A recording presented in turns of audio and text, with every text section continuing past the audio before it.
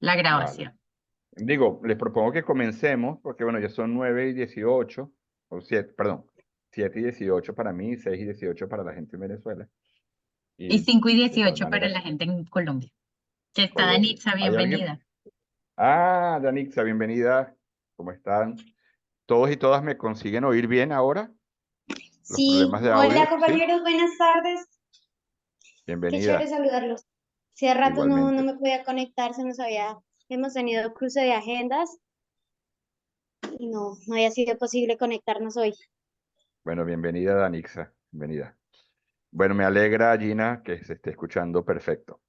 Bien, entonces, bueno, vamos ya a entrar en, creo que la conversa anterior o los comentarios anteriores de alguna manera nos ponen en contexto de algunos desafíos, ¿no? Porque tanto en términos de destrucción material como en términos de destrucción simbólica, y los derechos humanos tienen que dar cuenta de en esos dos niveles, tanto en la construcción simbólica, son referentes de lucha, son una narrativa, son un discurso, pero también en términos materiales concretos, o sea, si la gente no está teniendo ni agua ni gas para cocinar, ¿de qué estamos hablando cuando hablamos de derechos humanos, no?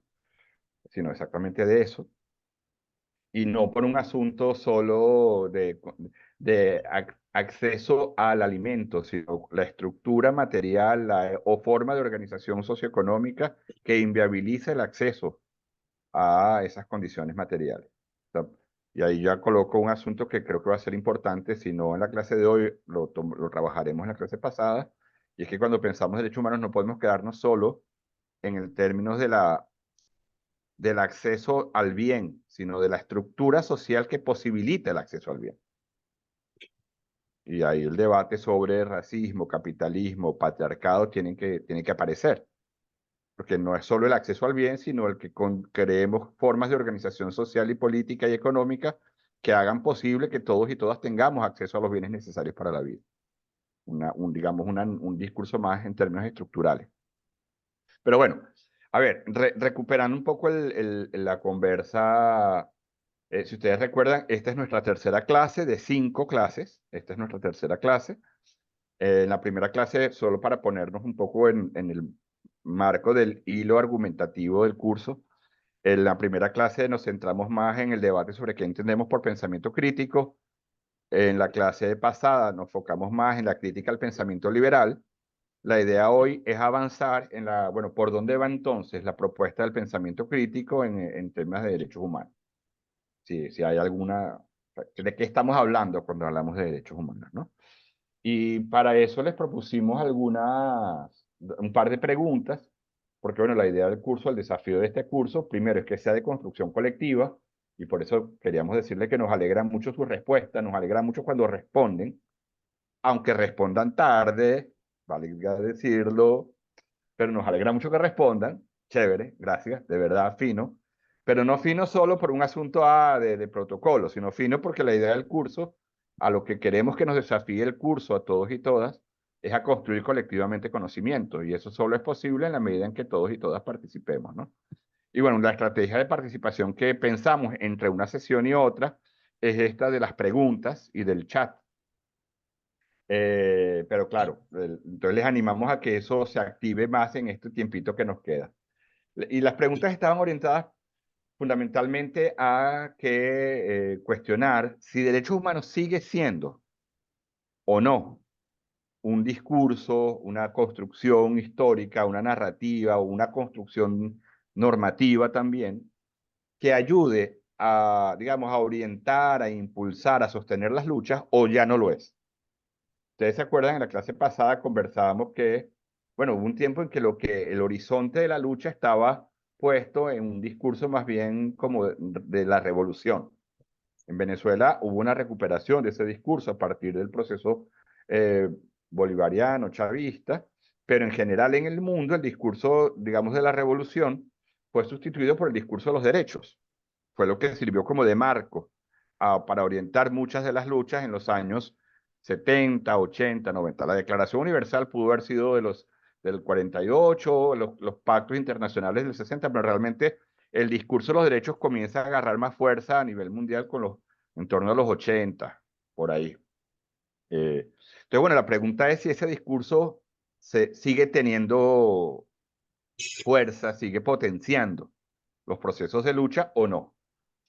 Hicimos esa pregunta incluso como con una cierta malicia, porque, a ver, si uno hace la crítica de que es un discurso, el discurso tradicional de derechos humanos es hegemónico, pero es liberal y es eurocéntrico y es funcional al capitalismo, uno puede decir, bueno, entonces, ¿para qué carajo vamos a seguir con hablando de derechos humanos? Entonces, por eso la pregunta provocadora de si en nuestras prácticas concretas, porque es para pensar desde nuestras prácticas concretas, y le vuelvo a hacer la pregunta, derechos humanos realmente orienta nuestras luchas, impulsa, anima, nos da fuerza, o no, o es un discurso que usamos instrumentalmente, pero que realmente ya no, digamos que no nos llena el espíritu para seguir luchando. Esa era una primera pregunta que les hicimos. Y la otra pregunta es, bueno, es cómo eso se materializaba en nuestras prácticas, en el día a día de nuestras organizaciones. Entonces, bueno, les relanzo la pregunta. Cuéntenos a todos y todas los que estamos aquí, ¿de qué está sirviendo derechos humanos para ustedes? Y nuevamente el silencio va a ser una herramienta pedagógica. Bueno, pues digamos que para nosotros desde COSPAC, los derechos humanos o el discurso de los derechos humanos, y no solo como COSPAC, sino más bien como movimiento de Centro Oriente, eh, pues el discurso de los derechos humanos, con él, por decir así, es que se inicia a hacer trabajo en los territorios, porque pues a partir de una vulneración de los derechos humanos es que pues se entra a hacer el trabajo organizativo, ¿sí? Entonces, pues para nosotros en la práctica el discurso de los derechos humanos pues es viable, por decirlo de una manera, en el tema de la organización del pueblo, porque pues a través de sus vulneraciones dentro, o sea, se llega a decir, mire, ustedes tienen estos derechos y, marica, nos los han estado vulnerando, entonces pues venga, ¿qué hacemos para pues defenderlos y exigirlos?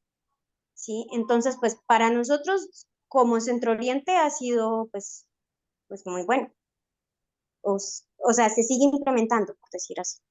No, excelente, Danisa, porque fíjate que dice que la violación de derechos humanos o la conciencia de la violación de un derecho pone a la gente en movimiento para organizarse. La conciencia de violación de un derecho pone a la gente en movimiento para organizarse. Y la gente, entonces, por lo que tú misma dices, la gente sí reacciona cuando percibe que se ha violado un derecho. Entonces, la idea de derecho sigue funcionando como un impulso, un disparador, no me gusta la palabra medio belicista, pero de los procesos de organización. Digo, ahí hay un sentido, ¿no? Si la gente sigue reaccionando ante el discurso de los derechos, parece que tiene sentido seguir hablando de derechos. ¿O no? Para los y las demás, ¿cómo es el asunto?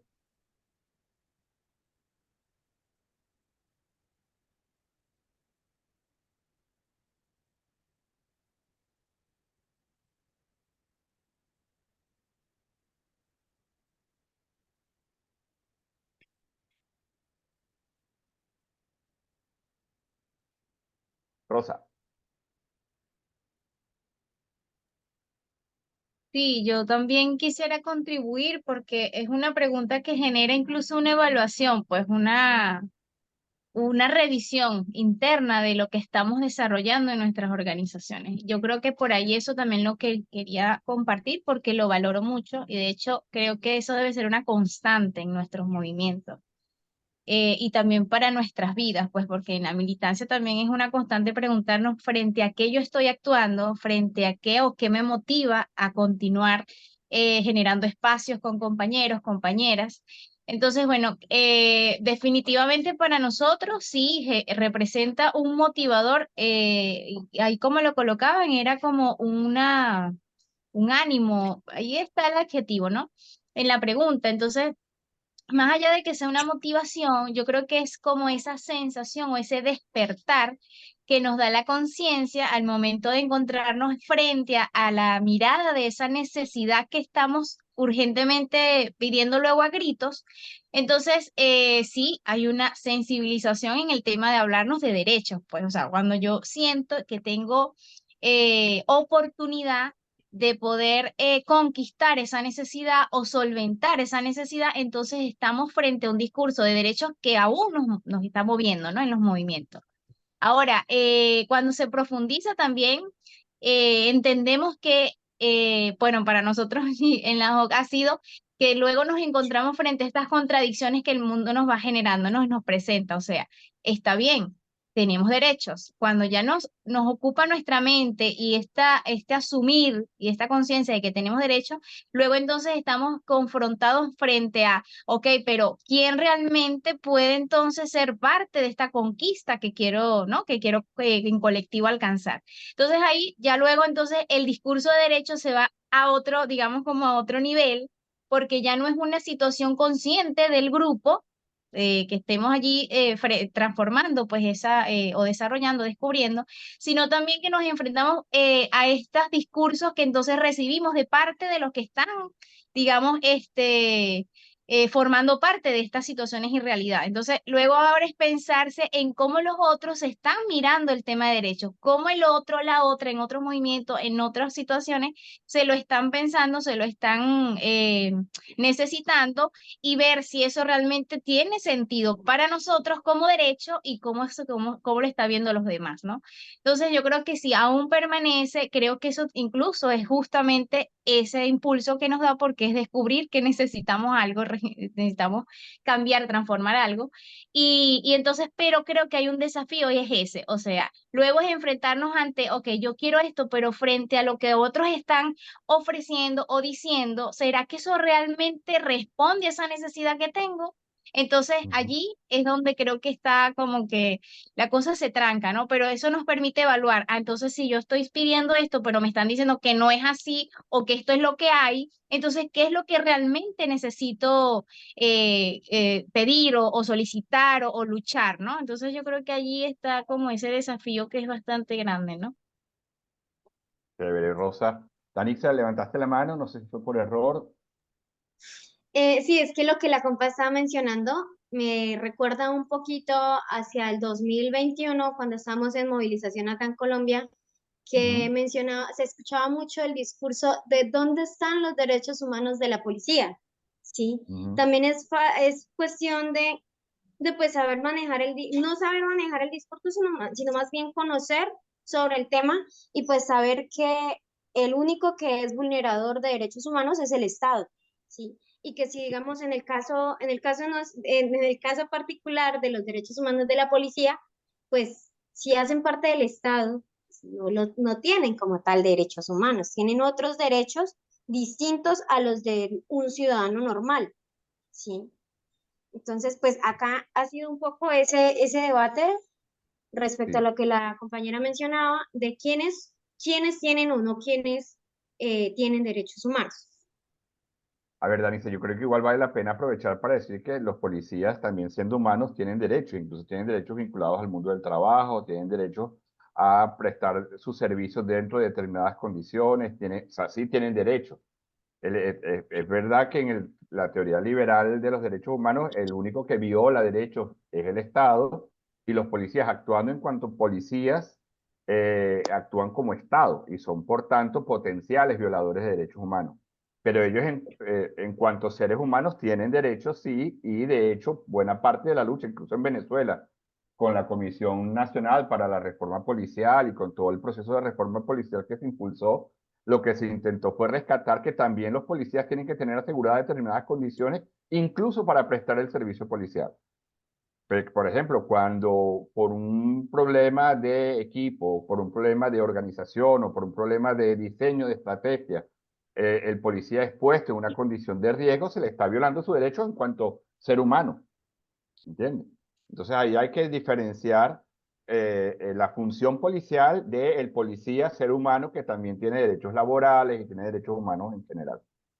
Ahora, va a ser interesante más adelante, si no quizás no lo atendamos ahora, recuperar ese debate de si es el Estado el único que viola derechos humanos, porque no sé si eso ya no me acuerdo ahora si apareció en la clase pasada, pero ahí hay todo un debate, no, sí apareció la clase pasada, ya dimos esa discusión, de que para una perspectiva crítica es importante avanzar en el reconocimiento de otros actores a los que necesitamos también controlar, incluso controlar jurídicamente a propósito de, de crear obligaciones en materia de derechos humanos.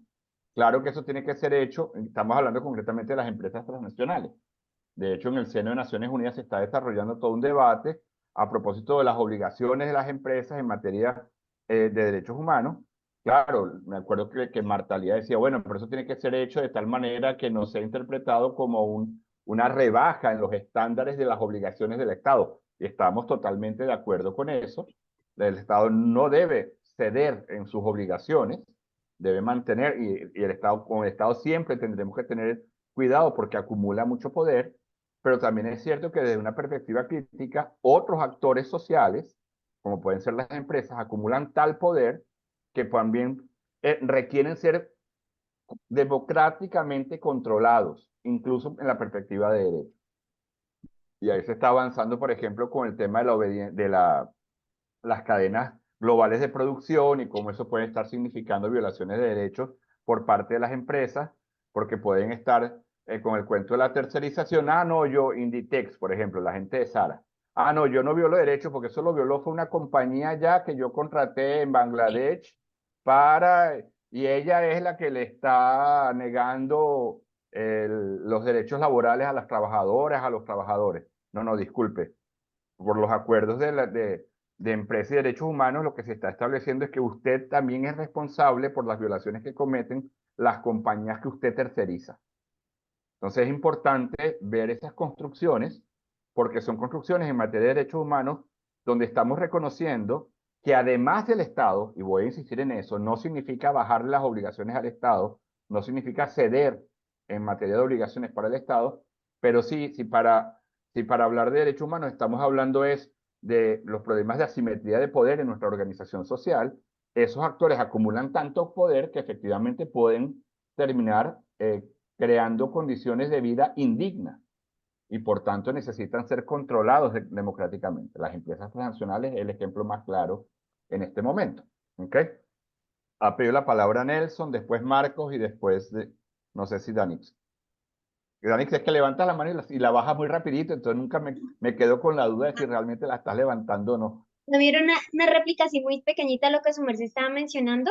Pues acá en Claro, Colombia sé que estamos trabajando, se está trabajando sobre algo que es el tratado vinculante, precisamente sí, buscando de perseguir la responsabilidad de empresas sí, transnacionales en casos de vulneración de derechos humanos, ya que pues ellos se las valen pues para lavarse las manos y no responder en los países donde cometen las vulneraciones. Un caso de ello efectivamente. está las empresas canadienses que ellos en su país tienen una legislación en cuestiones de derechos ambientales que les impide realizar muchas de las cosas que ellos en otros países hacen. Efectivamente.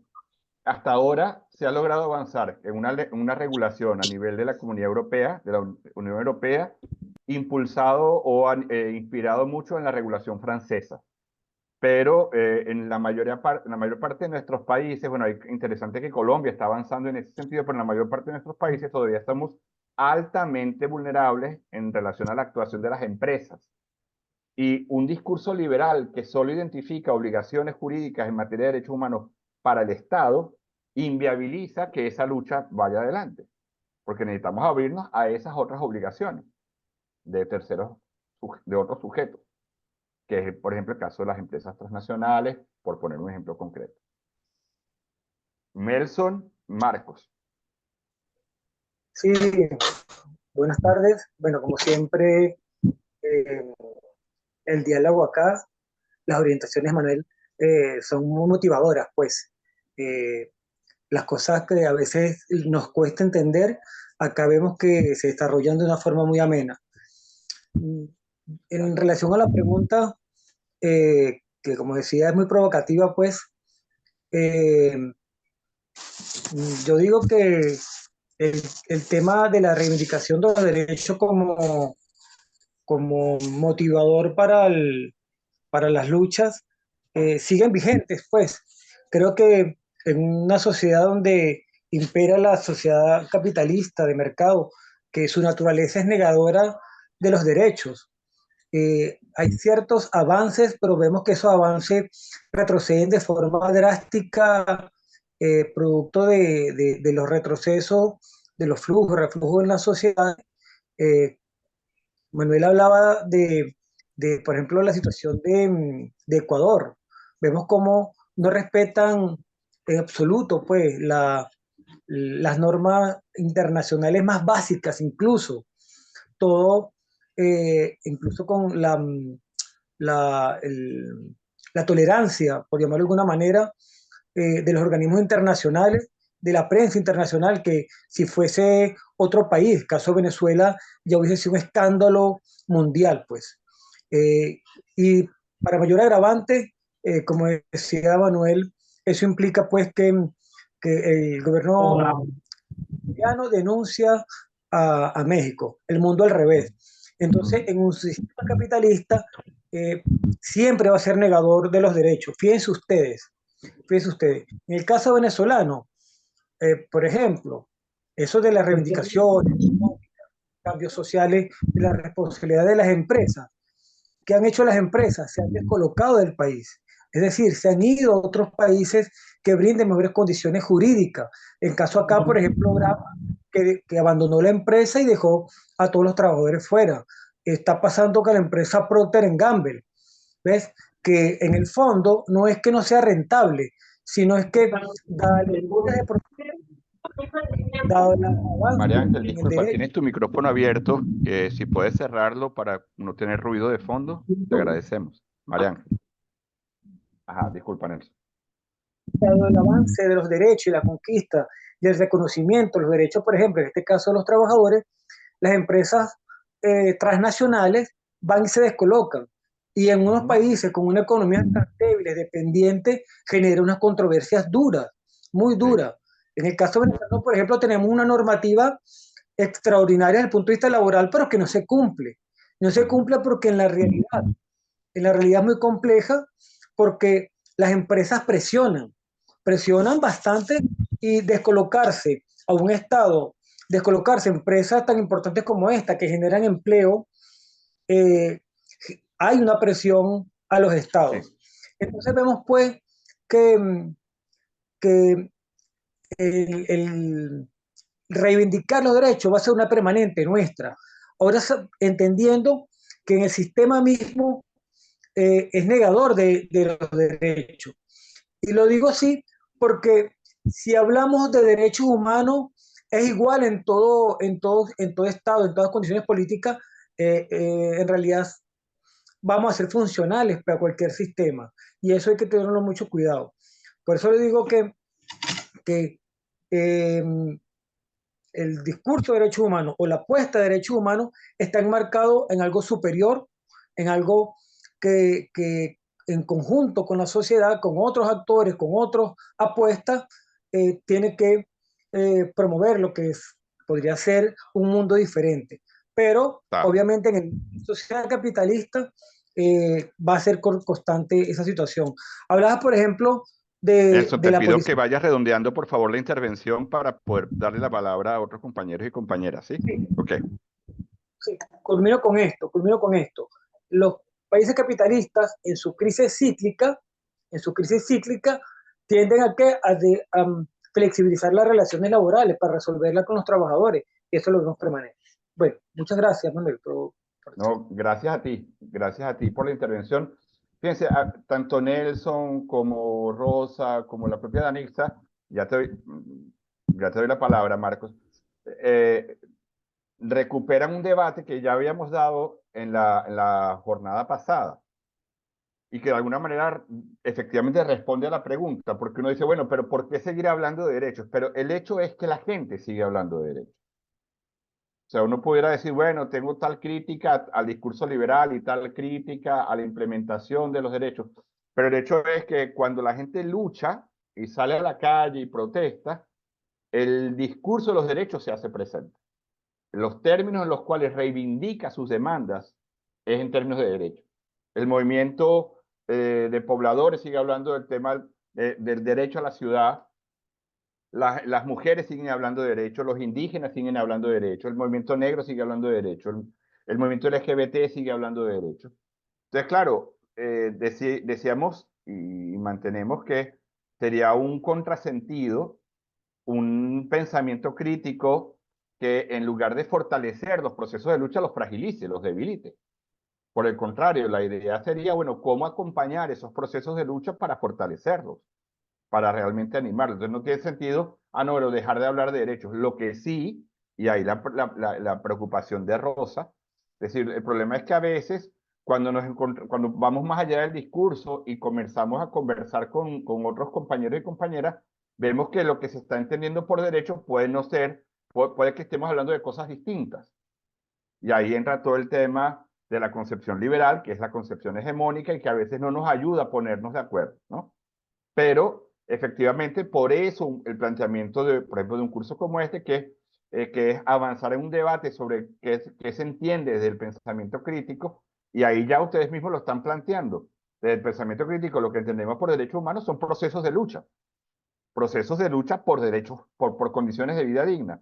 Y ustedes mismos están poniendo sobre la mesa un elemento central, que es procesos de organización. Y eso apareció en las respuestas que ustedes habían dado a las preguntas. Desde que cuando ustedes respondieron a las preguntas para el día de hoy, respondieron cosas como procesos de organización que afianzan nuestras luchas, confrontar las relaciones de poder, que las exigencias vayan en consonancia con las necesidades más sentidas de las personas, que contribuyan a impulsar las luchas contra la desigualdad y la opresión, recuperar la historia de las luchas. Entonces, está siempre presente el tema de vincular derecho con luchas y vincular derechos, procesos de lucha con procesos de organización social. Entonces, que efectivamente es el núcleo de la propuesta del pensamiento crítico. Si vamos, por ejemplo, al planteamiento muy básico, es, bueno, derechos humanos como procesos de lucha por condiciones de vida digna. Pero claro, procesos de lucha colectivo, y eso está presente en sus respuestas, y por tanto procesos de lucha que pasan por la organización, la articulación y la movilización. Y ahí hay un asunto central que quiero traer para poner sobre la mesa, y ya te doy la palabra, Marcos. Yo recuerdo en una conversación con el director del CELS de Argentina. Ahora se me fue el nombre es un periodista que era director del CELS, y él decía, la experiencia nos ha llevado a que hay tres cosas que son fundamentales, decía él. Una, necesitamos dominio técnico. O sea, una posición crítica no significa no tener que conocer las leyes, no tener que conocer las ordenanzas, no tener que saber de ciencia política o de sociología No, tenemos que tener dominio técnico porque incluso vamos a necesitar desbordar la técnica para ponerla al servicio de los procesos de lucha. Técnicas como el derecho, que son técnicas al servicio del poder, tenemos que darle la vuelta para ponerla al servicio de la lucha. Entonces, dominio técnico, y él hablaba, vamos a necesitar movilización social, y además del dominio técnico y la movilización social, y eso lo estaba diciendo por el eterno divorcio entre los abogados y los movimientos sociales. Los abogados en nuestras academias son formados como profesionales liberales, individualistas y no vinculados a los procesos de organización y lucha.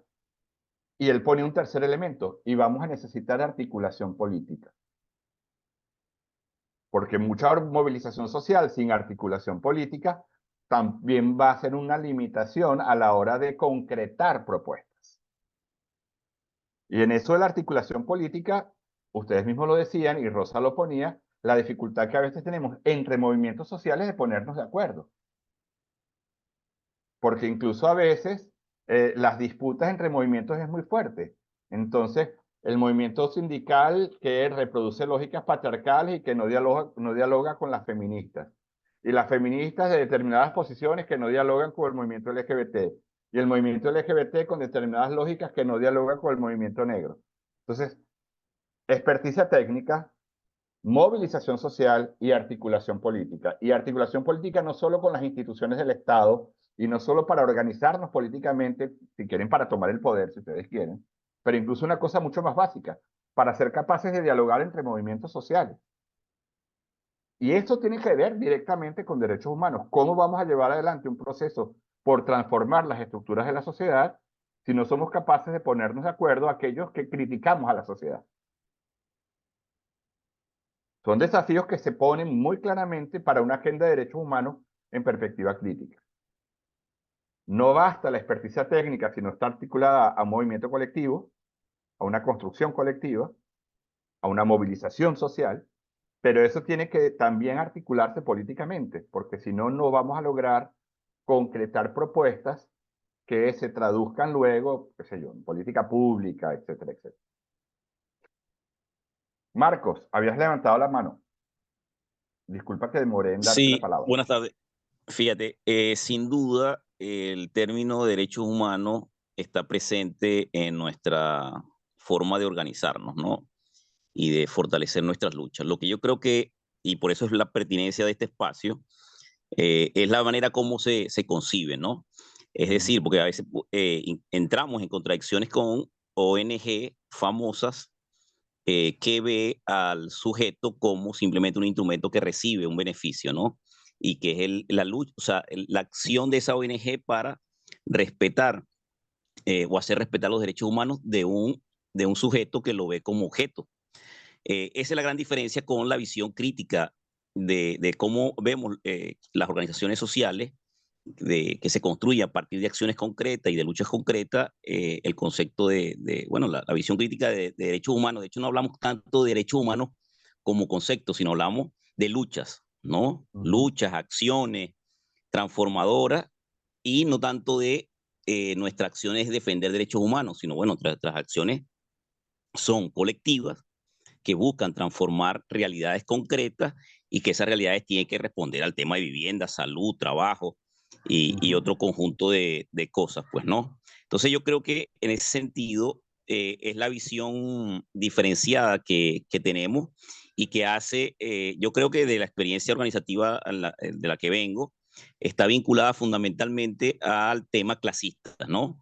Y a la visión revolucionaria, y a la visión de izquierda, y a la visión socialista de cómo uno concibe las luchas. Y eso tiene que ver con algunas características fundamentales, que es lo colectivo, que es la articulación, que es la amplitud, y que evidentemente esos procesos organizativos van desarrollando transformaciones individuales, transformaciones colectivas y transformaciones en el ambiente en el cual se desarrollan esos procesos, ¿no? Entonces, esa concepción de derechos humanos, ciertamente desde la visión clasista o de izquierda o socialista, se contrapone con esa visión hegemónica, ciertamente, de derechos humanos que ha instalado las grandes agencias, tanto de cooperación internacional como las grandes ONG.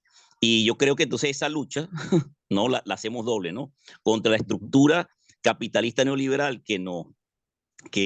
bueno, que nos coloca en una situación bastante indigna de nuestras condiciones de vida, e incluso también contra organizaciones que a veces asumen la defensa de los derechos humanos cuando nos ven como simples sujetos y no esos sujetos protagónicos, ¿no? Entonces yo creo que esos son los grandes desafíos y la pertinencia de este espacio para seguir fortaleciendo esta visión de ese concepto crítico de derechos humanos.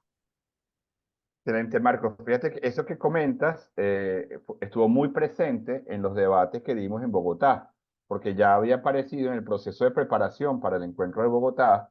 Lo recupero ahora en el curso, también para hacer un puente entre lo que discutimos en Bogotá y antes de Bogotá y lo que estamos discutiendo aquí en el curso. Una diferencia, claro, es que, y tú lo planteabas muy bien, una cosa es entender al sujeto popular como un sujeto político, un sujeto social que construye derechos, y otra cosa es entenderlo como objeto de la asistencia de las organizaciones de derechos humanos. Ahí hay una diferencia fundamental, porque si desde una perspectiva crítica entendemos derechos humanos como construcción de poder social, digo, porque si lo que estamos intentando es revertir las asimetrías de poder, hablábamos, ¿te acuerdan? En la primera sesión, que la sociedad está organizada estructuralmente a partir de una serie de asimetrías que atentan contra las condiciones de vida de la gente, no solo en términos de clase, sino incluso relaciones de género, relaciones racializadas, etcétera. Pero claro, revertir esas relaciones de poder o disminuir esas asimetrías de poder implica necesariamente construcción de poder social y construcción de poder social popular. Por tanto, una actuación de una organización que se limite a la prestación de un servicio, sea jurídico, sea de asistencia médica o sea de atención humanitaria, pero que desconozca el carácter de sujeto popular y de poder popular, no estaría construyendo las condiciones de lucha necesarias para llevar adelante construcción de derechos.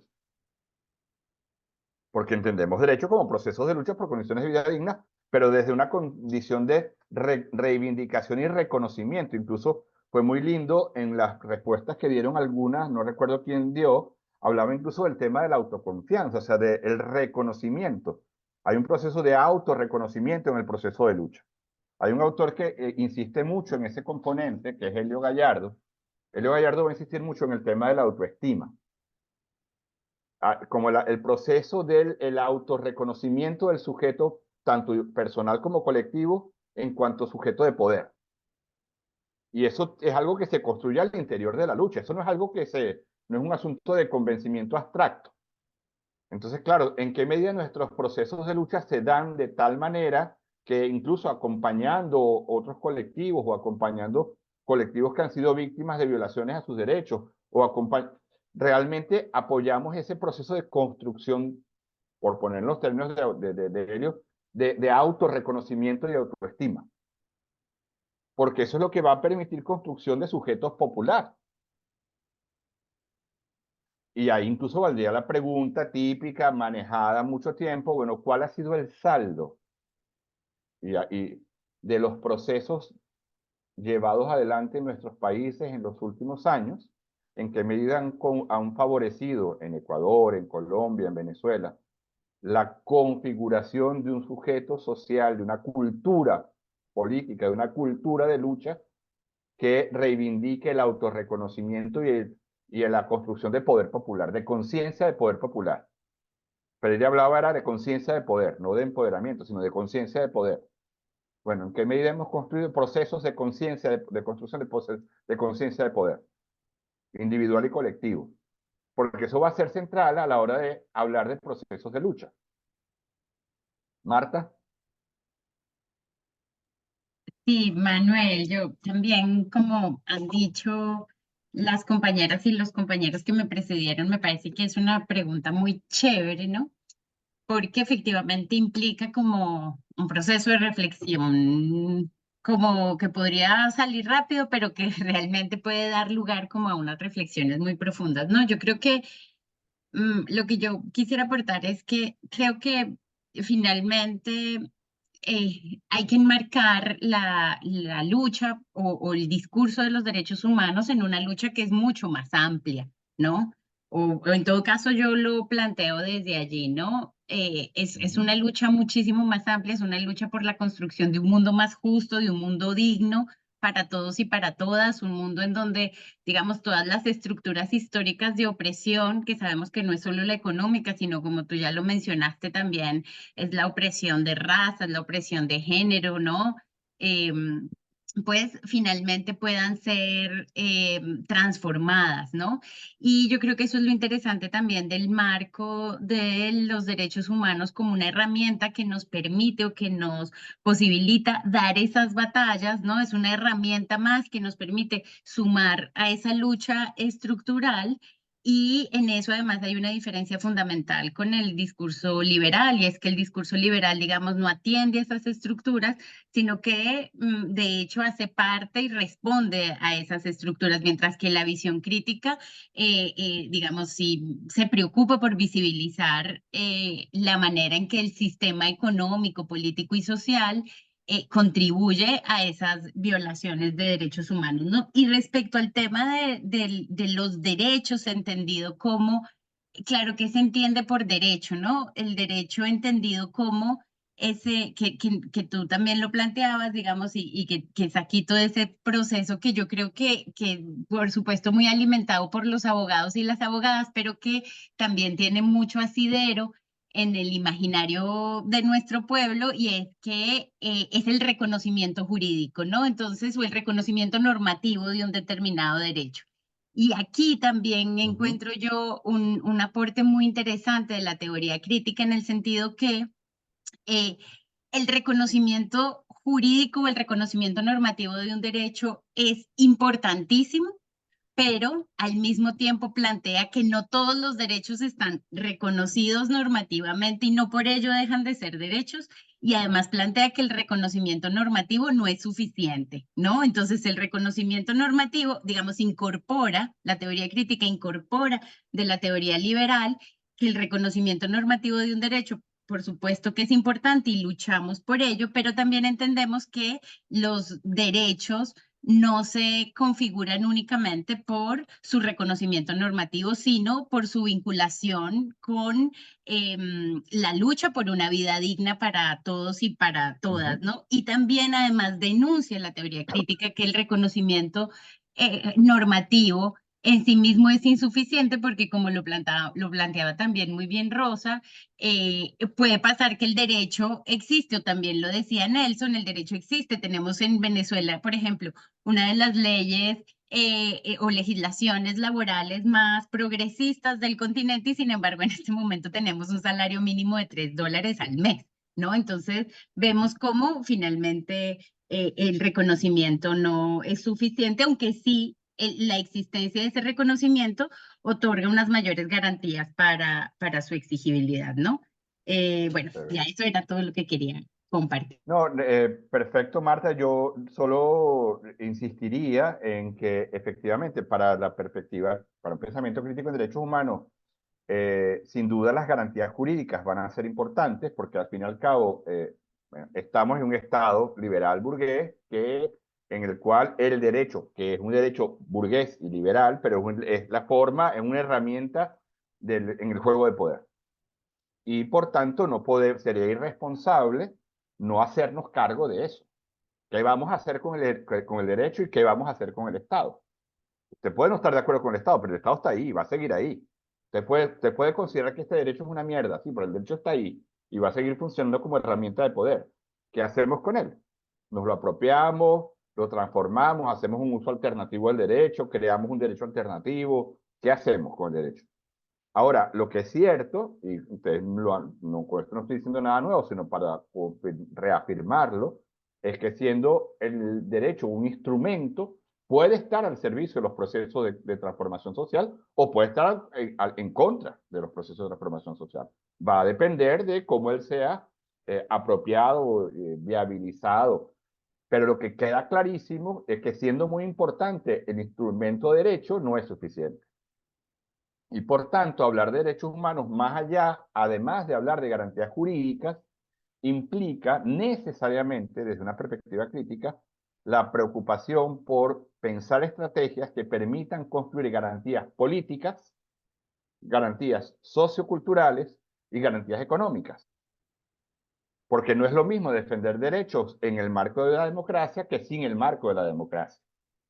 Ya sabemos lo que implica lucha por derechos en el marco del capitalismo y las consecuencias que eso tiene para las condiciones de vida de la gente. Y ahí tendríamos que preguntarnos también, y es algo a lo que quiero referirme después, pero ahorita le quiero dar la palabra a María Ángel, ¿cuáles son las condiciones socioculturales? ¿Cuál es la sensibilidad sociocultural para la construcción de derechos? Porque claro, si la gente dice, ah, no, bueno, yo soy pobre porque Dios lo quiso así, pues bueno, ¿cuál es la viabilidad de un proceso de organización y movilización para transformar la realidad? Justo, perdón, Manuel, solamente para decir, justo lo que estabas planteando al inicio con lo que está ocurriendo en Argentina y Milei, ¿no? Solo... Exactamente. Milei logró instalar una narrativa que es, estamos jodidos, pero es por culpa del gobierno anterior y tenemos que estar jodidos un tiempito más, me aguantan. Uno no sabe cuánto más me aguantan, ¿no? Pero bueno, ya llevan meses y siguen aguantando y siguen confiando. Yo les voy a contar, yo fui en febrero, me monté como en 5 Uber, todos venezolanos y todos confiando en que Milei los va a sacar adelante de aquí a 2, 3 meses. Me pasó a mí en febrero de este año. 5 Uber, todos venezolanos y todos confiando en Milei, todos esperando diciendo que estaba muy mal, pero Milei ya les dijo que dentro de 2 o 3 meses eso iba a mejorar. Condiciones socioculturales, sensibilidad sociocultural, falta de aparato crítico para confrontar esos discursos y esas narrativas. Pero bueno, antes de continuar con eso, María Ángela, ¿habías pedido la palabra? María Ángel, tienes el Sí, micrófono. Ah, ok. chévere. Bueno, quería como comentar en este orden, o sea, reflexionando un poco a partir de lo que han venido comentando, que bueno, mientras exista indignación y dolor, digamos, por desigualdades, injusticias sociales, sigue existiendo, digamos, la posibilidad de exigir un derecho. Y esto me remonta mucho como a experiencias que hemos tenido dentro de diversos espacios de trabajo, de militancia, y es este tema también del derecho a visibilizar una problemática, el derecho digamos, generar identidad en este proceso. O sea, nos pasaba mucho, por lo menos en el barrio, en el Valle, Insurgente nos acompañó, digamos, en distintos procesos, que fue cuando estaba todo este tema de los ajusticiamientos.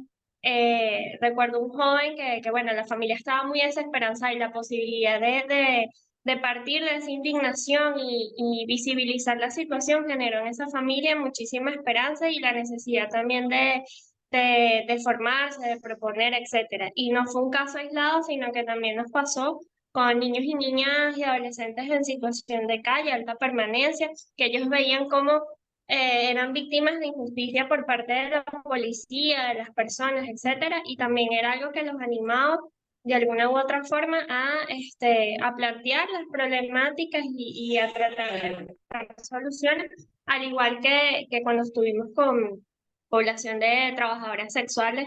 Entonces creo que era ese derecho como a ser visibilizado, a exigir, y a su vez, o sea, venía muy acompañado como ese elemento esperanzador que era la posibilidad de primero que escuchen sus voces y ocupar un lugar, digamos, en nuestra sociedad. Entonces, Ujú. reflexionando a partir de eso, me vino como todas estas experiencias a la mente. Lindo, María Ángel, porque además trae sujetos populares concretísimos, ¿entiendes? Jóvenes de sectores populares, mujeres que se dedican a la prostitución, etcétera. O sea, sujetos sociales en condiciones de vulnerabilidad que siguen reconociendo en la idea de derechos un elemento fundamental en su construcción de vida digna. O sea, entonces, digo, está ahí, está puesto. A veces puede que lo que esté detrás sea una concepción naturalista, de derecho natural, o que sea, pero el hecho es que la gente sigue teniendo esa sensibilidad. Entonces, claro, ahí toca a los movimientos sociales, a las organizaciones de lucha, bueno, decir, bueno, ¿qué hacemos con esa construcción? ¿Qué hacemos a partir de ahí? ¿Cómo damos el salto de una concepción que puede ser de derecho en términos muy individuales o muy de naturaleza humana, o lo que ustedes quieran, cómo pasar a procesos de organización y movilización social y de formación de pensamiento crítico y de conciencia política? Porque esa situación, eso que acabas de exponer, María Ángel, como tú misma dices, da un sentido de oportunidad muy grande para iniciar un proceso de organización, movilización, articulación a favor de condiciones de vida digna. Entonces, claro, ahí hay un elemento importante. Claro, al mismo tiempo, sabemos que aunque la gente sigue sintiendo indignación ante una condición de algo que considera injusto, también es verdad, y es importante en este diagnóstico decirlo también, que tenemos una serie de desafíos socioculturales en nuestros pueblos, porque nuestros pueblos son pueblos estructuralmente jerárquicos, donde justificamos relaciones jerárquicas de poder y justificamos relaciones de violencia. Voy a poner un ejemplo muy concreto. A mí me jode mucho, pero el hecho es que nuestra sensibilidad sociocultural es un caldo de cultivo perfecto para la reproducción de la práctica de la tortura. Porque vivimos en sociedades violentas y estructuralmente jerarquizadas.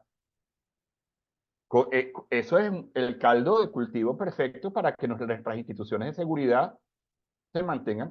No estoy justificando la tortura, lo que estoy diciendo es que esa práctica de tortura institucional tiene un contexto sociocultural que la facilita.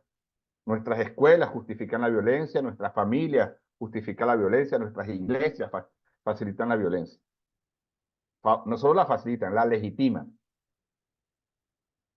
Entonces, con ese caldo sociocultural, con esa sensibilidad sociocultural, ¿cómo vamos a pensar prácticas institucionales, concretamente de los cuerpos de seguridad, que de alguna manera no reproduzcan esa lógica? Uno quisiera que los cuerpos de seguridad ayudaran a revertirla, pero el hecho es que los cuerpos de seguridad están inscritos en una sociedad concreta, que es esta sociedad capitalista, jerarquizada, violenta, etcétera, etcétera.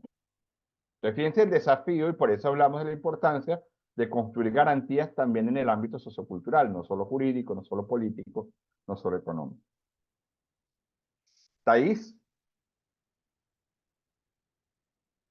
Hola. Bueno, primero Hola. pido disculpas porque no pude escuchar la primera parte. Además fue por una cosa tonta porque tenía en la mente, no sé por qué, el día fue muy agitado, tenía en la mente que era las 7 y bueno, entonces al final caí en cuenta y perdí la primera parte. Reflexionando sobre lo que escuché, a la luz también de la práctica que uno viene haciendo, me parece muy importante y muy distintivo el hecho de concebir a bueno, las personas que son víctimas como sujetos en lucha. Y creo que eso marca una diferencia con las otras prácticas de defensa de derechos humanos.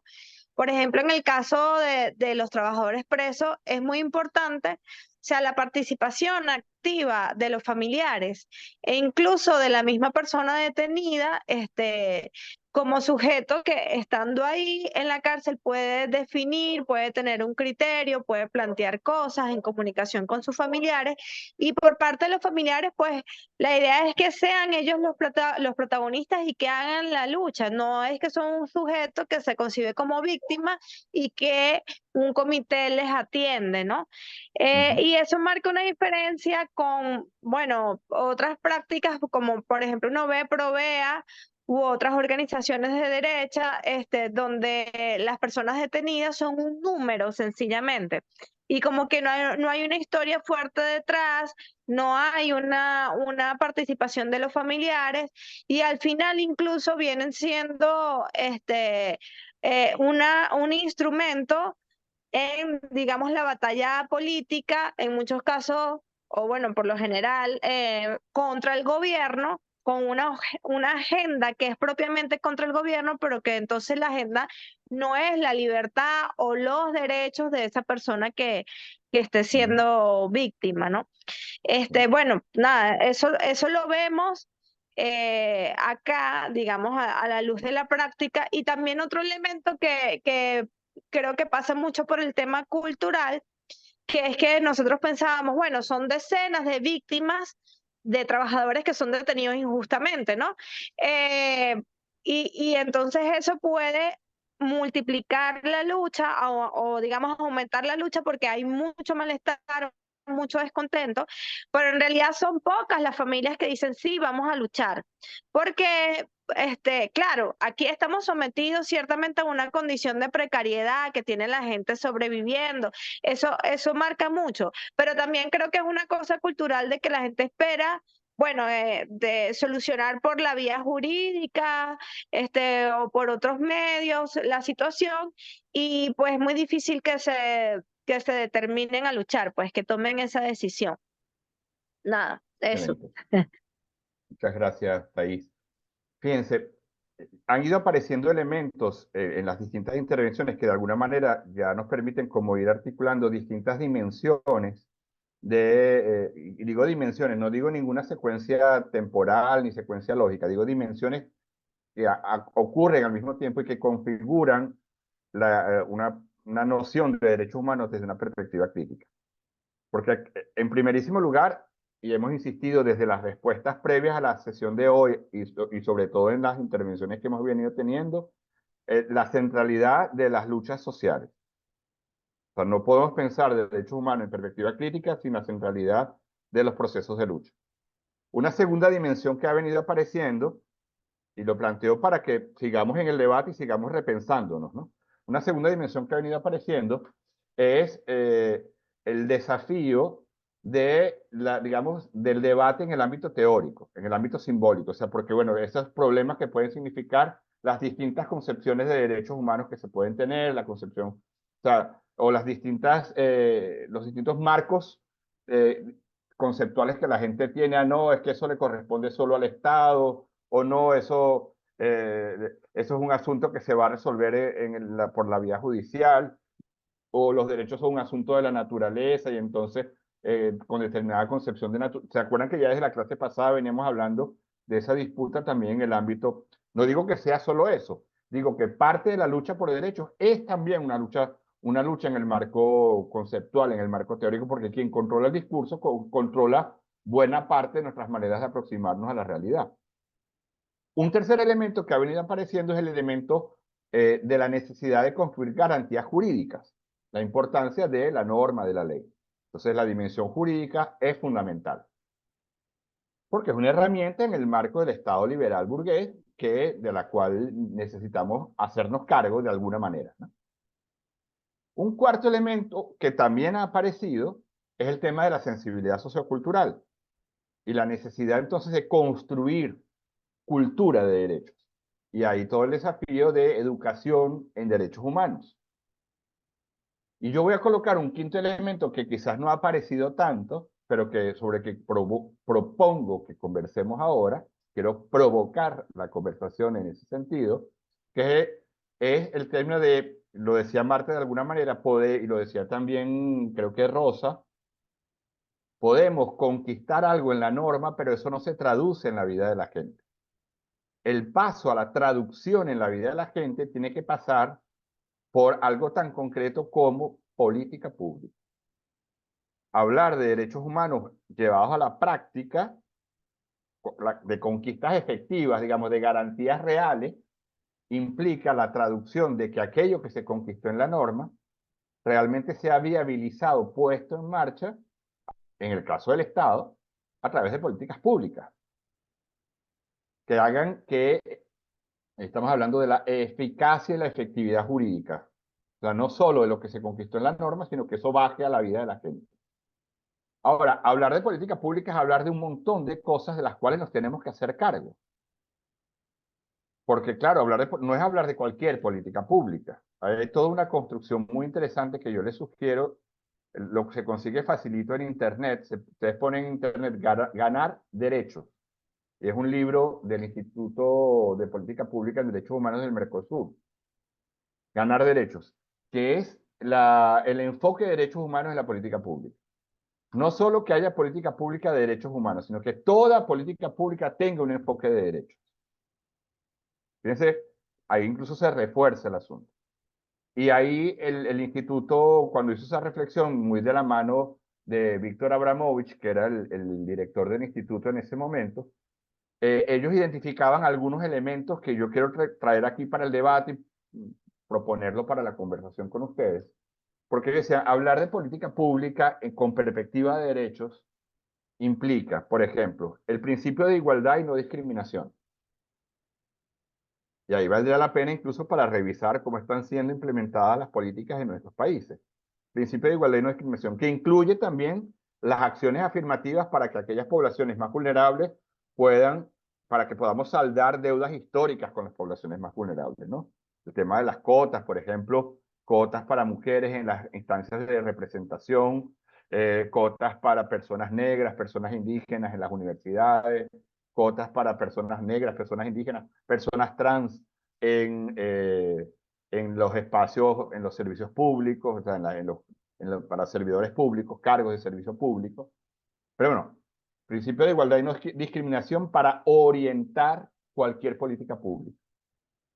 Segundo elemento, la participación popular. O sea, que la política pública se construya desde la participación popular, tanto en el diagnóstico, como en el diseño, como en la implementación, como en la evaluación de la política pública. Y ahí ustedes me perdonan la experiencia que yo tuve, por ejemplo, en Venezuela, ese cuento de Parlamento Popular, no sé qué, eso era un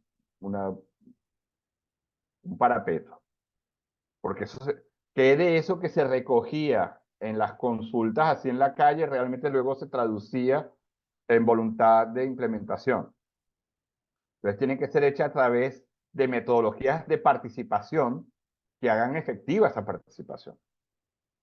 Entonces, bueno, ¿cómo estamos? Hubo iniciativas interesantísimas. Hubo el ejemplo de Venezuela, porque es uno de los que mejor conozco, por ejemplo, con los diagnósticos para la implementación a través de los consejos comunales. ¿Qué quedó de todo ese aprendizaje? ¿Qué quedó del gobierno popular en materia de diagnóstico, diseño, implementación y evaluación de política pública? De apropiación del gobierno popular por los sectores populares. ¿Qué de cultura política quedó? ¿Cuál fue el saldo? ¿O cuál está siendo el saldo incluso hoy en las luchas, en las resistencias? Porque bueno, no podemos negar eso, ¿no? Hay un proceso que creó cultura política también. Entonces, principio de igualdad y no discriminación, principio de participación popular en la política pública, y hay dos principios más. Uno tiene que ver con sistemas de información y monitoreo. Y ahí, bueno, quienes participaron del proceso de reforma policial recordarán el desastre que fue intentar, o sea, el desastre con el que se encontró la Comisión Nacional para la Reforma Policial cuando intentó levantar un diagnóstico sobre la situación de la policía en Venezuela para proponer una política pública en materia policial. En Venezuela no había ni siquiera el dato de cuántos cuerpos de seguridad existían en el país. Ni siquiera ese dato se conocía. ¿Cuántos cuerpos de policía había? Entre policías estadales, policías municipales, policías... nadie sabía el dato, el número. Después dijeron 117, pero tardamos un buen tiempo en saberlo, porque con la descentralización cada alcalde montó su policía con sus propios criterios y ni siquiera, ni en la academia, ni en el poder público, nadie sabía cuál era el número de cuerpos de policía que existían. A ese nivel de descontrol llegamos. Entonces, la importancia de sistemas de información. Sistemas de información que permitan saber si un policía tiene un proceso penal abierto. En Venezuela no sabíamos si los policías tenían proceso penal abierto porque ni siquiera había una data unificada de los policías en el país. Cuando esa data se construyó y se cruzó con la data de procesos penales, se supo que más de 1000 policías en función tenían procesos penales abiertos. O policías que eran votados de un cuerpo policial migraban al cuerpo policial de al lado. Porque como no había una data unificada, ninguém sabía que ese policía había sido expulsado del pueblo de al lado. Entonces, fíjense la importancia de sistemas de información para poder tener diagnósticos lo más próximos posibles para poder hacer una política pública que realmente responda a la realidad. Principio de igualdad y no discriminación, principio de participación popular, sistemas de información y monitoreo. Y el cuarto elemento es institucionalidad. Y ahí, bueno, ustedes podrán mejor que yo evaluar cómo ha sido el proceso de construcción o destrucción de institucionalidad al servicio de la garantía de los derechos en sus países. ¿En qué medida? Porque bueno, todos tenemos críticas a las instituciones del Estado, yo el primero. Pero bueno, una cosa es criticar y tratar de transformar para poner esas instituciones al servicio de la gente, y otra cosa es destruir sin crear ninguna alternativa. ¿Cuál es la situación de nuestras instituciones democráticas, de nuestras instituciones estatales, públicas, al servicio de la gente? Entonces, esos 4 elementos configuran, podríamos agregar más, pero los quería traer para el debate, configuran parte de lo que se entiende por, bueno, política pública, pero desde un enfoque de derecho, que es un quinto elemento de esta concepción de derechos humanos. Decíamos, luchas sociales, debate teórico, garantía jurídica, sensibilidad sociocultural y política pública, que es este quinto elemento que les propongo para la conversación. ¿Cómo estamos en materia de política pública para efectivar las conquistas?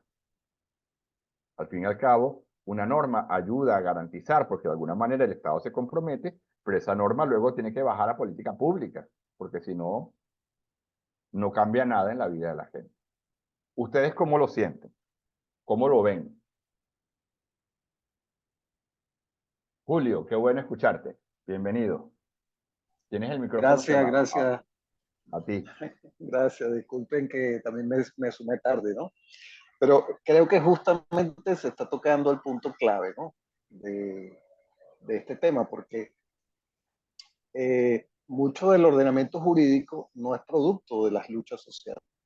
El ordenamiento jurídico es la iniciativa que puede tener alguien, un político, un abogado, incluso en la propia constitución bolivariana que tenemos actualmente, fue una mezcla, ¿no? Algunos movimientos sí pudieron hacer algo de movilización, de aporte. Recuerdo los educadores, la gente de la salud, la gente de derechos humanos, la gente del movimiento ambientalista, sí dieron luchas importantes, pero como para que sus propuestas, producto de sus luchas, tuvieran cabida en la Constitución. Pero no es lo usual. O sea, no es lo usual que el ordenamiento jurídico sea una conquista de los pueblos o los sectores populares. Entonces, eso ya marca una distancia, ¿no? Entre la lucha, la gente y el ordenamiento jurídico. Pero lo peor es que después que se establece, se asume también que eso es algo que entonces después le toca a otro. O sea, le toca a la policía o al gobierno garantizarlo y tal, y resulta que no, resulta que sí. Ahí es cuando más vivo tiene que estar la participación y la acción de la gente para que eso se pueda llevar a cabo, se pueda cumplir. Y bueno, yo creo que justamente lo que hemos estado hablando durante toda la tarde tiene que ver mucho, el punto de la política pública es clave. O sea, si yo, por ejemplo, digo que Venezuela es una democracia participativa y protagónica, ¿cómo se expresa eso? Ok, se hicieron unas leyes de participación popular, del poder popular, de la Contraloría Social, de la economía comunal y tal, pero después eso no se traduce necesariamente en unas políticas públicas también participativas, como dices tú, que es el principio clave, o se montan escenarios como para salir del paso. Ejemplo, las consultas que se hacen de las leyes, que son apenas espacios muy limitados.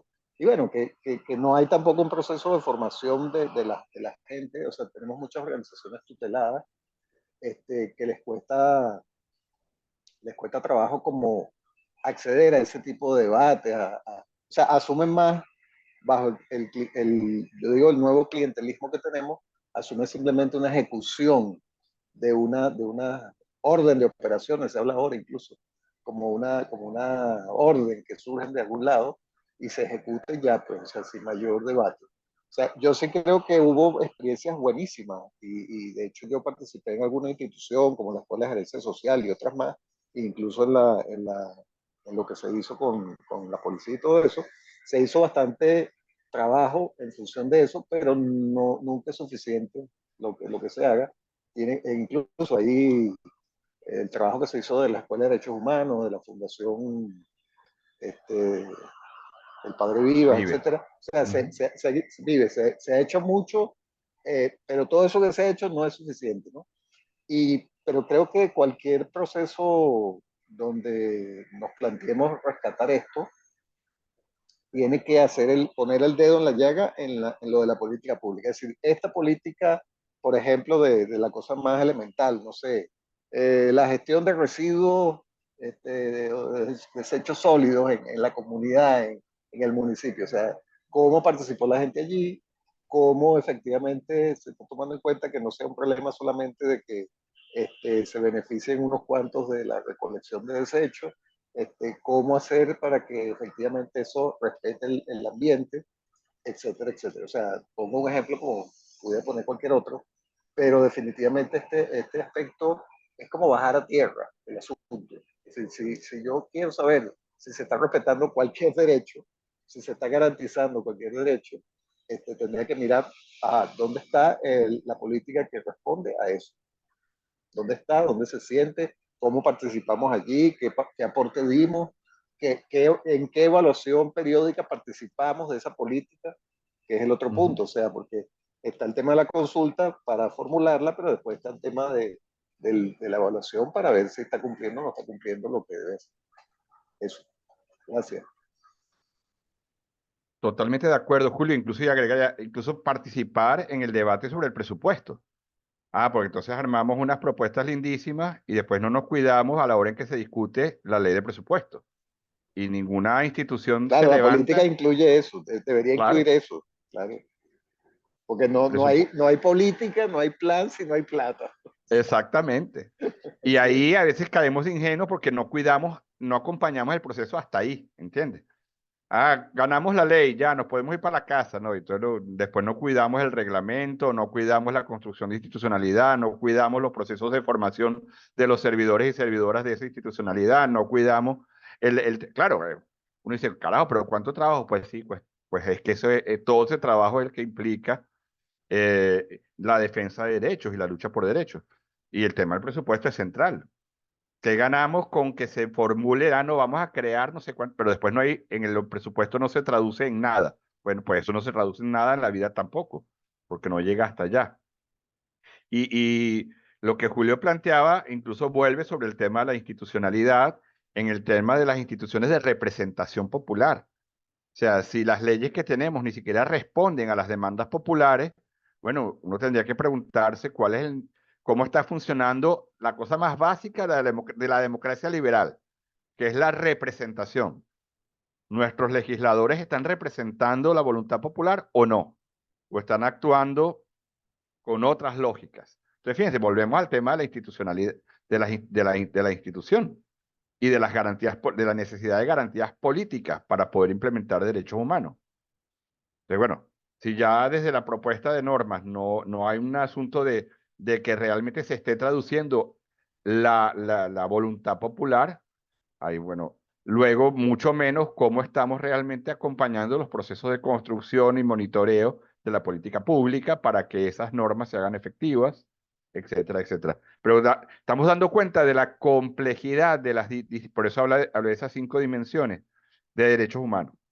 Porque luego, claro, uno podría aprovechar, esto es solo una manera de organizar la información de manera didáctica, para pensar en cada una de esas dimensiones estrategias que hay que hacer a nivel de sensibilidad sociocultural, que hay que hacer a nivel de política pública, que hay que hacer a nivel de conquista jurídica, que hay que hacer a nivel de movilización de calle, porque son para organizar las estrategias, una manera de organizar la información para pensar estrategias de lucha también. Y por eso el planteamiento de esas 5 dimensiones. Nelson, habías pedido la palabra y después Thais.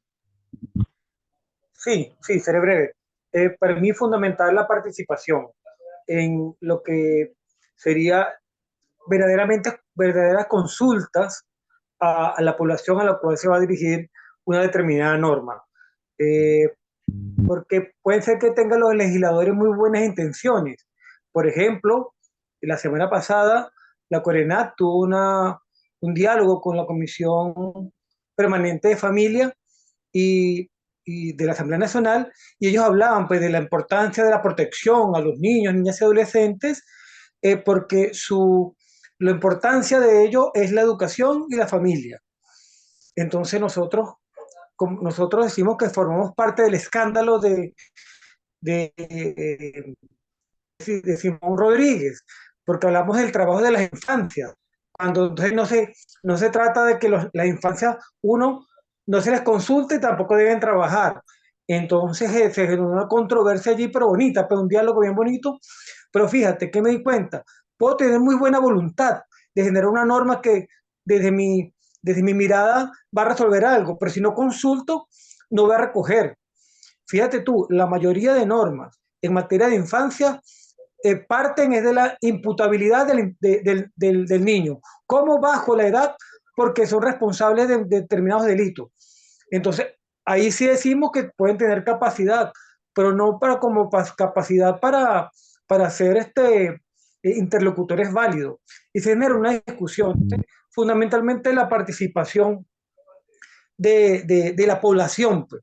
Y no una participación como hoy en día, Manuel, te cuento que la mayoría de normas que han aprobado en la Asamblea hacen disque consultas vía virtual, y es como que legitimar lo que ya está. De hecho, incluso yo dije, no participo más en consultas virtuales porque es falso. Y te colocan entonces un listado como consultaron, cuestión que es falsa. Por ejemplo, en la ley de zonas económicas especiales, recuerdo que Juan Arias decía, no, es que es momento de, una palabra que utilizan mucho los neoliberales, de austeridad.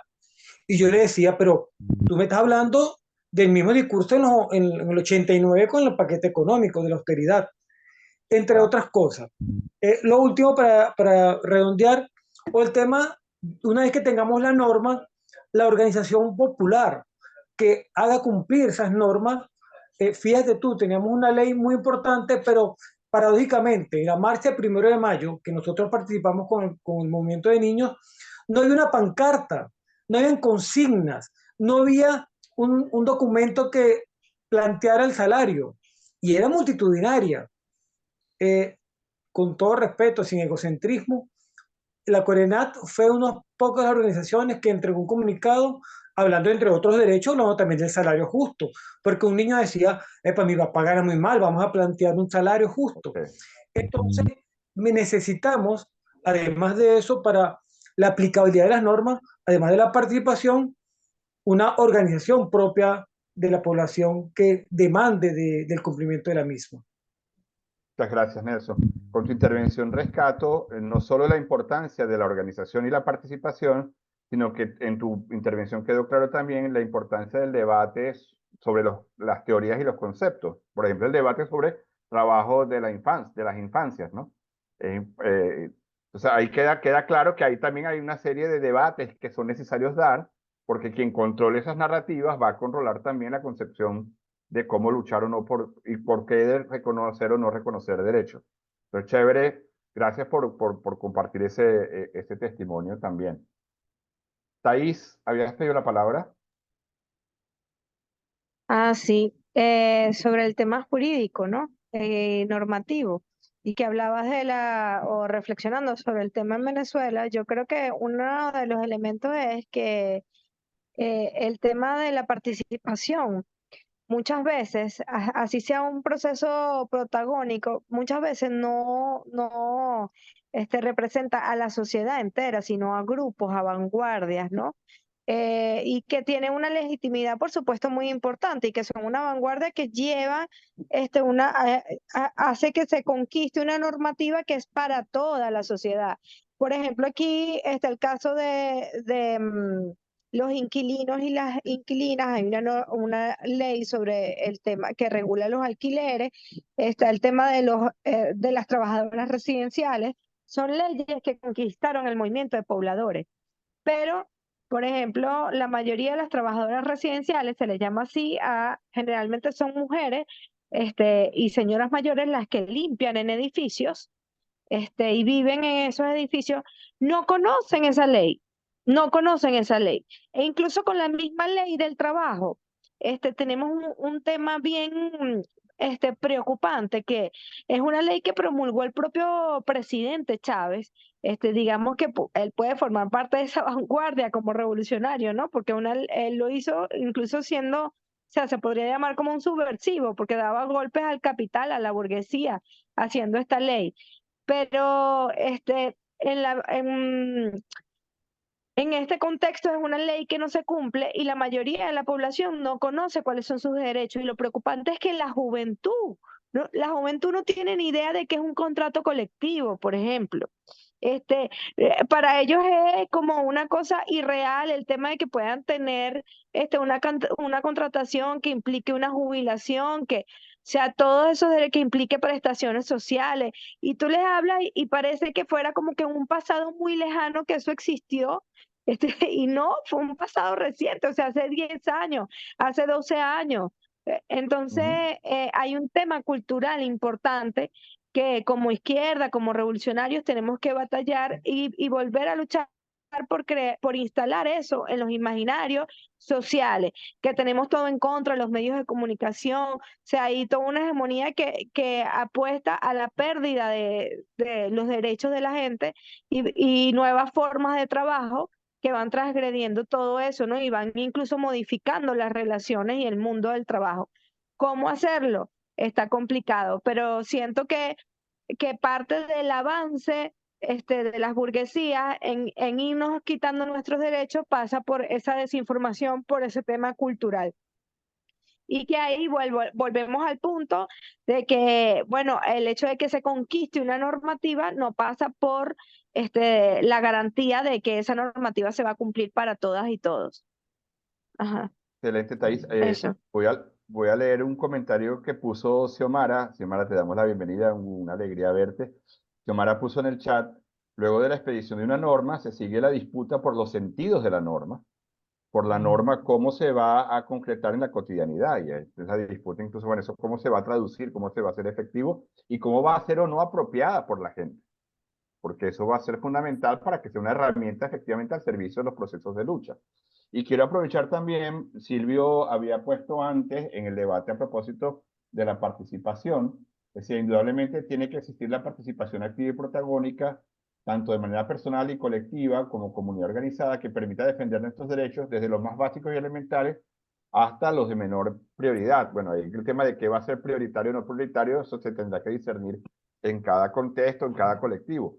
Pero Silvio refuerza la importancia del el debate a propósito de la participación y una participación protagónica que no sea, como decía Nelson, una participación cooptada solo para legitimar lo que ya determinados sujetos están colocando como verdad consagrada. Entonces, son dos intervenciones, tanto la de Xiomara como la de Silvio, que refuerzan parte de lo que veníamos conversando, tanto a propósito del tema de las normas y cómo eso se traduce se hace efectivo como garantía vía política pública, como también el tema de la centralidad de la participación para que ello vaya adelante. Antes la palabra Andrés y después Ángel. Sí, buenas noches a todos. No, es rescatar la experiencia de Venezuela, ¿no? Sobre todo en los primeros años del proceso revolucionario, diríamos como hasta el año 2011. Aquí hubo una época que en eso de tratar de cambiar toda la normativa vigente, pues, y transformarla en sentido revolucionario, es la Asamblea Nacional en cuanto a la participación y las consultas, ¿no? Del pueblo para hacer leyes importantísimas. Hay mucha experiencia, ¿ves? Pero posteriormente, después del año 2011, 2012, después, hasta la fecha, evidentemente que todo lo que se ha aprobado en leyes que ha propuesto la revolución, prácticamente la participación popular es mínima. Yo me recuerdo que con uno de los diputados que aparte que era un defensor de los derechos humanos, que era el diputado Daniel Vivas, con él un tiempo, fue uno de los diputados que yo me recuerdo que en un año se dedicó a transformar, y elaboraron 8 leyes en un año que él en cierta forma coordinó, más allá de también comisiones especiales en defensa de los derechos humanos. Me recuerdo yo las víctimas del 11 de abril, las víctimas del sabotaje petrolero, pero me recuerdo la ley de crédito hipotecario, la cuota balón, la ley de desechos sólidos, la ley por el poder público municipal, la ley del agua. Okay. Por algunas leyes como esa, Darío Viva le impulsó con mucha fuerza y el debate era abierto. Yo me acuerdo que la de desechos sólidos, ahí todos los alcaldes iban al parlamento y prácticamente ahí el debate era, mira, masivo, pues, una consulta abierta y todos participaban. Eso ya no se ve, tristemente eso ya no se ve, y entonces, claro, te aprueban leyes que evidentemente te ponen ahí a legitimar, ahí a debatir, pero nunca, nunca se logra que se modifique algo que ya viene preelaborado. Entonces, el avance en materia de defensa de los derechos humanos en la revolución aquí en Venezuela en los primeros años fue contundente, pero después, bueno, hemos visto que todo lo que se aprobó, prácticamente muchas cosas se obvian, ¿no? Por cuestiones de interés personal, el tema de la corrupción, el tema del salario, bueno, ha cambiado todo eso, ¿eh? Simplemente era un comentario, una experiencia. Te agradezco, Andrés. Tu intervención recupera algunas de las cosas que también discutíamos en Bogotá. Me parece importante traer la memoria del encuentro de Bogotá. Yo creo que ese fue como un encuentro fundacional que no podemos dejar de lado hasta para animarnos y mantener el proceso de construcción de nuestra plataforma. Porque, Andrés, en Bogotá discutíamos cómo el desafío de organizaciones populares y de izquierda, como son las organizaciones de la plataforma, en relación con gobiernos que se dicen populares y de izquierda, y que a veces nos colocan en la tesitura de tener que escoger, de tener que discernir cómo posicionarnos, porque si posicionarnos de manera crítica, pero entonces el tema del disenso, cómo es leído el disenso por algunos de estos gobiernos progresistas, y que a veces hacerle el juego al poder, no hacerle el juego al poder. lo que ustedes han venido describiendo en Venezuela tiene que ver con un problema de participación política. O sea, la institucionalidad de la participación política parece que efectivamente no está respondiendo a las demandas populares, pero sin embargo es llevado adelante por grupos que se dice que actúan en nombre de los sectores populares y más vulnerables, con un discurso dicho de izquierda. Entonces, bueno, ahí esos debates se dieron en Bogotá y es siempre, claro, siempre es un ejercicio de discernimiento que tiene que, no sirven fórmulas generales, tienen que ser hechas, tienen que ser discernidas en cada contexto, pero que sin duda implican desafíos para organizaciones sean de derechos humanos o no se digan de derechos humanos, organizaciones sociales en general que acompañan procesos de organización popular, bueno, que hacer frente a discursos de representantes políticos que a veces secuestran la narrativa de izquierda, pero que realmente no responden a lógica de izquierda. Eso es un desafío no solo para Venezuela, pero que por lo que ustedes mismos están diciendo, parece que en Venezuela está bastante presente. Y con eso yo solo lo dejo hasta ahí, porque como yo no estoy en Venezuela, yo no me atrevo a avanzar más la cuestión por ahora. Ángel y después Rosa. Hola, buenas noches. Sí, mira, a propósito de los elementos que se han colocado entre el tema de organización popular, el tema jurídico y derechos humanos, o sea, esa vinculación, como que en esos tres componentes yo coloco la cosa como que desde las organizaciones sociales, a propósito de las luchas por las conquistas, las reivindicaciones, es un proceso como que de lucha y negociación.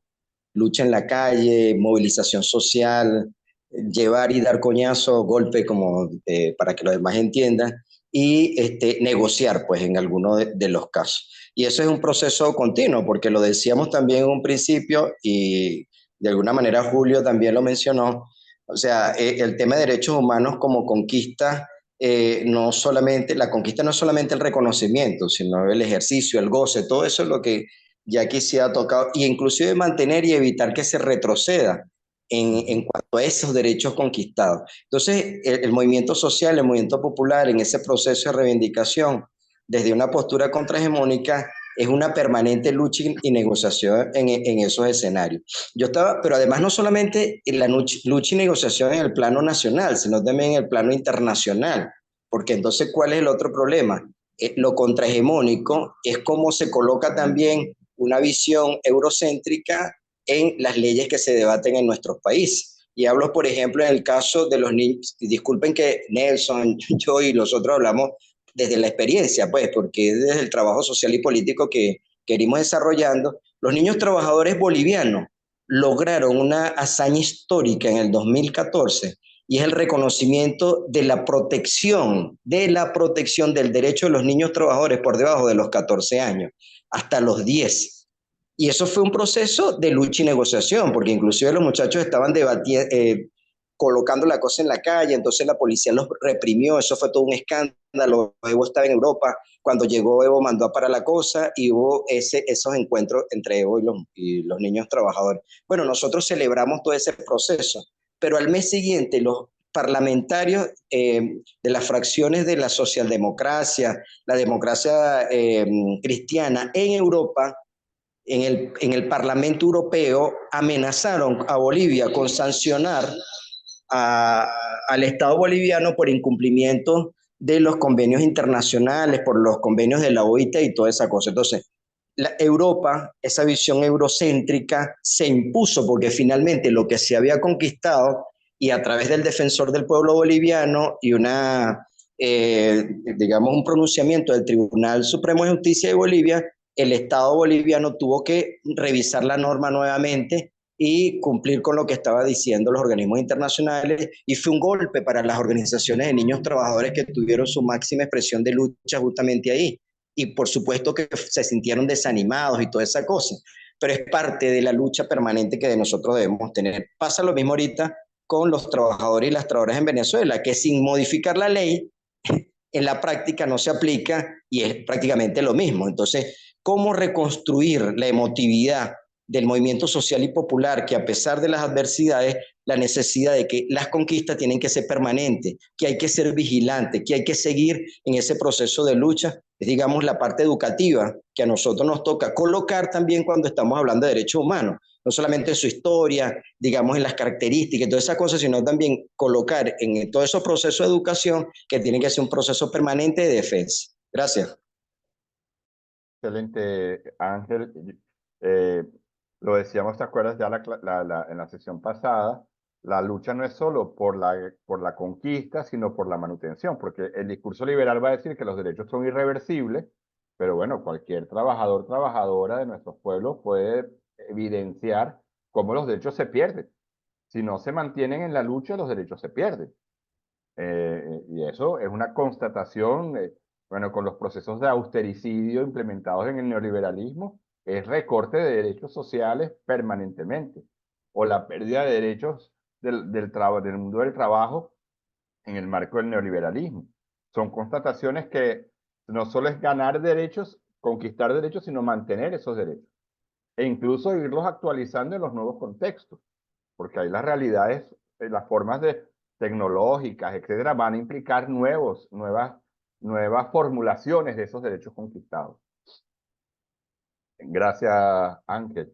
Rosa. Rosa, tienes el... Ajá. Ajá, creo que ahí me escuchan. Ahora sí. Sí. No, bueno, no, mucho, yo creo que mucho de lo que van compartiendo, entonces uno también va reflexionando, ¿no? Y va allí constatando cosas junto con los compañeros y compañeras. Pero sí, ahí pues mencionar algunas cosas tales como, digamos, es necesaria esta caracterización de lo que realmente tenemos como fuerza de lucha y también caracterizar hacia qué tienen que ir dirigidas las luchas, pues también, o sea, hacia qué van a responder. Mismo por lo que mencionaba, este vertiginoso cambio que se va dando en el mundo, entonces esta actualización y caracterizar realmente sobre la base de las realidades que estamos viviendo, a qué responder y cómo responder, eso es necesario. Y creo también que las evaluaciones sobre cómo hemos venido desarrollando o implementando la normatización, o sea, la norma, ¿no?, de los derechos. Porque entonces los contextos cambian, como hemos mencionado desde la primera clase, pero entonces cómo hemos venido también haciendo esas evaluaciones y esas revisiones. O sea, qué pasos se han dado para entonces nosotros poder identificar realmente desde nuestra propia realidad, desde nuestras propias características, nuestras propias raíces, lo que necesitamos, pues también desarrollar como normativa de derechos para poder, digamos, entonces desarrollarlos y llevarlos a cabo. Porque entonces intentar replicar o hacer como estas copias o mira, vamos a hacerlo de esta manera y no verlo desde dentro, desde lo profundo, desde lo que tenemos, de lo que necesitamos, eso dificulta que estas políticas finalmente también respondan realmente a lo que se pudo orientar desde una revisión profunda, pues también. Y bueno, el tema también sociocultural que eso está acabando con nosotros, por lo menos nosotros lo vemos concretamente en los jóvenes.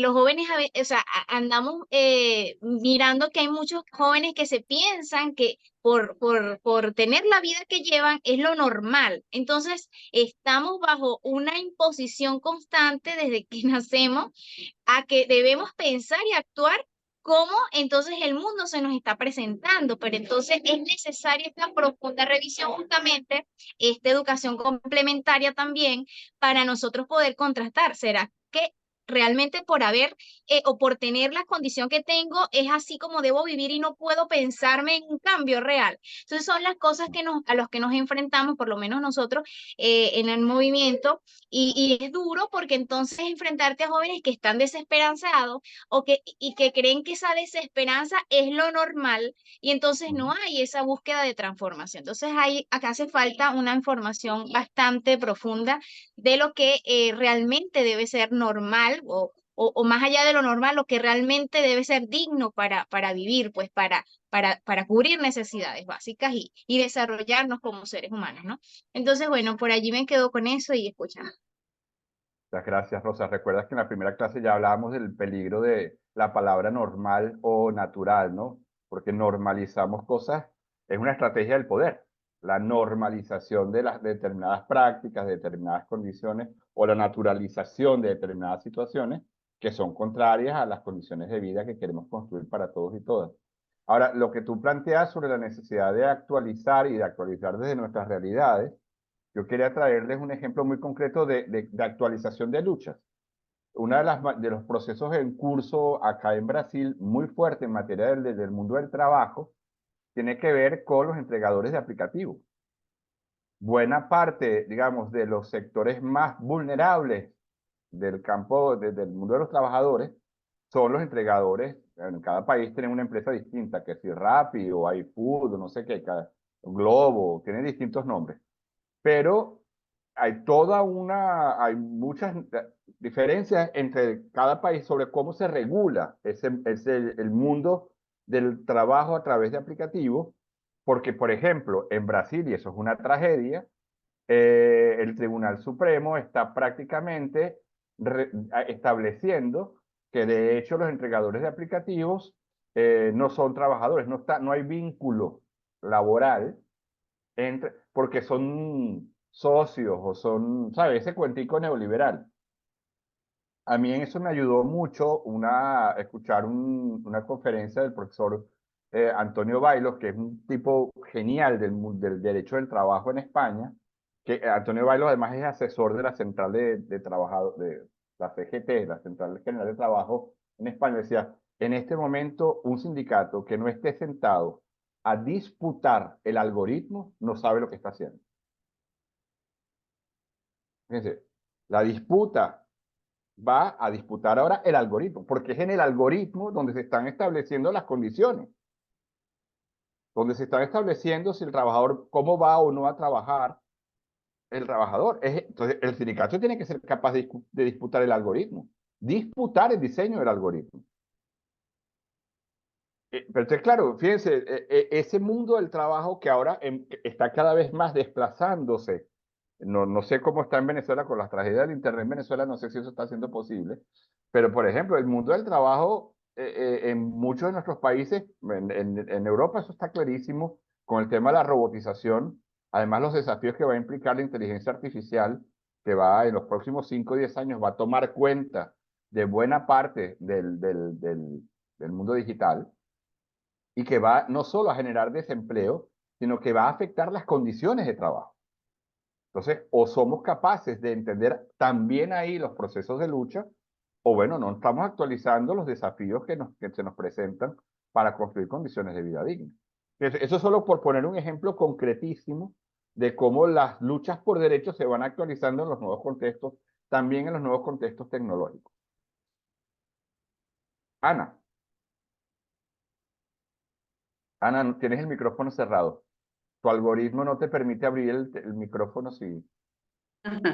Soy mala para esto. No, yo lo que quería aportar en relación con la discusión es que, reflexionando sobre lo que se ha dicho, yo siento que la palabra conquista debería desaparecer de la perspectiva, del lenguaje y del discurso, de la perspectiva crítica de los derechos humanos, porque termina remitiendo como algo a lo que llegamos, a un punto al que llegamos, a un punto en el que todo ya está, digamos, decidido, acabado, y además como que nos lleva, como que nos saca de la lucha. O sea, la palabra conquista como que, bueno, ya se conquistó, ya no tenemos por qué seguir luchando. Y lo que sí me ha quedado a mí claro a lo largo de toda esta discusión, y también en parte de mi experiencia, yo fui formada bajo la perspectiva liberal de los derechos humanos, en la que, bueno, tener una norma jurídica que dijera se consagra el derecho a la vida era más o menos ya haber llegado al sumum de la protección de los derechos humanos. Y en realidad lo que yo creo que tenemos que terminar de comprender, aunque sea muy duro, es que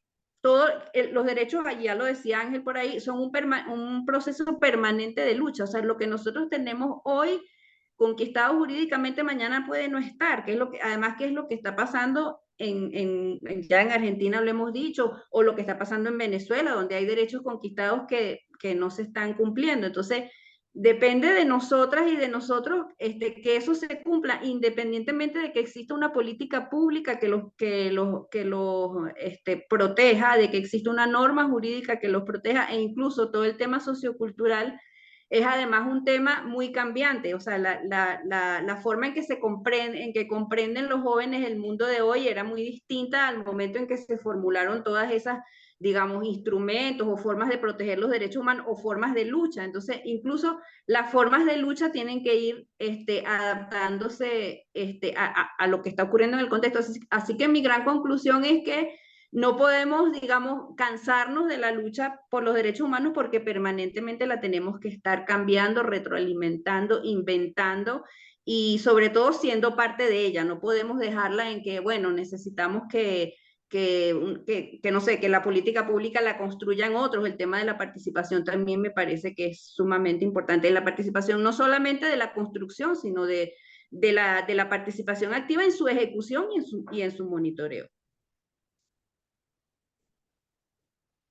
Efectivamente, Ana.